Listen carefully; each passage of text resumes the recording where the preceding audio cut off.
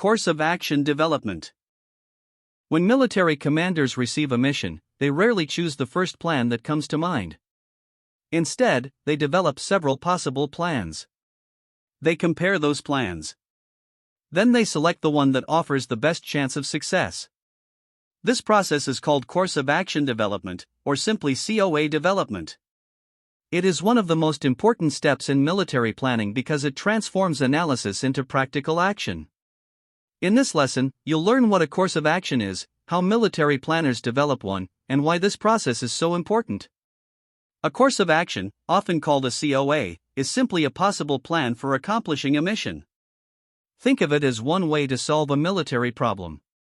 Before committing forces, commanders want answers to several important questions. What are our options? Which option has the greatest chance of success? Which option carries the least risk? And how is the enemy likely to respond? Rather than relying on a single plan, military planners usually create several different courses of action. The goal is not just to find a good plan. The goal is to find the best plan for the situation. COA development does not happen at the beginning of planning. Several important steps come first. Commanders begin by analyzing the mission. They use METTTC to understand the operational situation. They also use intelligence preparation of the battlefield, or IPB, to study the enemy, the terrain, and the environment. These steps answer an important question. What problem are we trying to solve? Only after understanding the situation can planners begin developing realistic solutions. You can think of the process like this. METTTC explains the mission. IPB explains the battlefield. COA development creates possible plans. Not every idea becomes a valid course of action. Military planners evaluate each COA using several important standards. First, the plan must be suitable.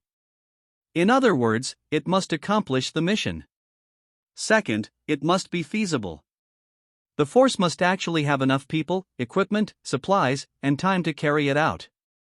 Third, it must be acceptable. The expected benefits should justify the risks and costs.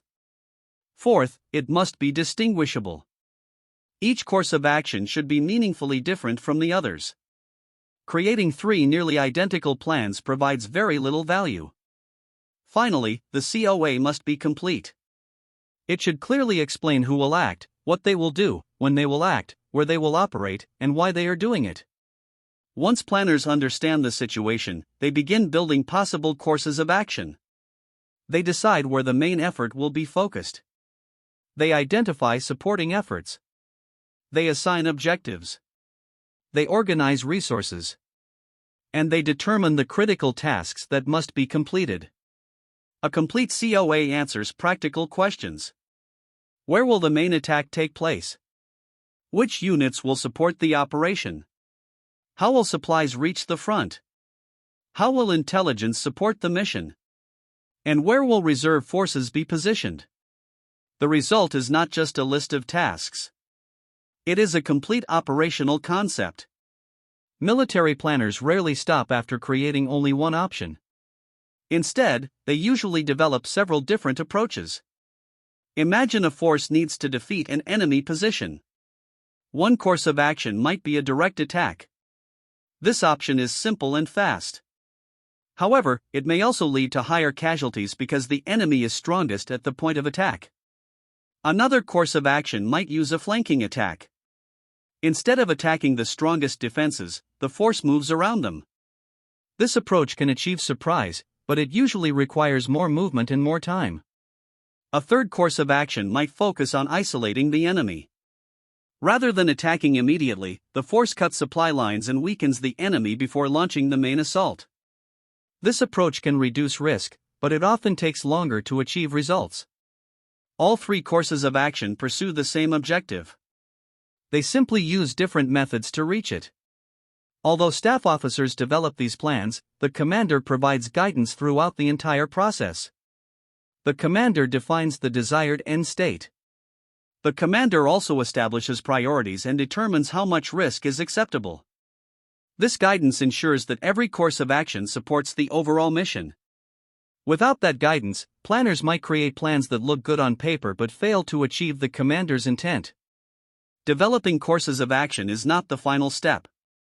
Next comes wargaming. During wargaming, planners test each course of action against possible enemy actions. They ask simple but important questions. What will the enemy probably do? How will friendly forces respond? Where are the weaknesses? What risks might appear? This process allows commanders to identify problems before the operation even begins. After wargaming, the different courses of action are compared. The commander selects the most effective option. That selected course of action then becomes the foundation for the final operations order, often called an OPORD. This is the point where planning becomes execution. COA development is valuable because it prevents commanders from becoming locked into a single idea. Instead, it encourages critical thinking. It encourages flexibility. It improves risk assessment. And it leads to better decision-making. A force that has carefully considered several possible approaches is usually much better prepared than one that relies on only a single plan. Let's look at a few simple examples. Imagine a brigade needs to cross a river. One course of action could be a direct assault across the river. Another could involve crossing at a different location. A third could use deception to hide the real crossing point. Each plan aims to accomplish the same mission, but each uses a different approach. Now imagine a force needs to capture a city. One plan might involve a direct assault. Another might surround the city before attacking. A third might isolate the city by cutting roads and supply routes first. Again, the objective stays the same. Only the method changes. Finally, imagine a unit defending against an enemy advance. One course of action could establish a strong defensive line. Another could use a mobile defense. A third might conduct delay operations to slow the enemy while preparing stronger positions farther back. Each approach offers different advantages and different risks. To summarize, a course of action is a possible plan for accomplishing a mission. After analyzing the mission and the battlefield, military planners develop several courses of action. Each one is evaluated, tested through wargaming, and compared before the commander selects the best option. That selected course of action becomes the basis for the final operational plan. Understanding COA development helps explain how military organizations transform analysis into coordinated action and effective decision-making.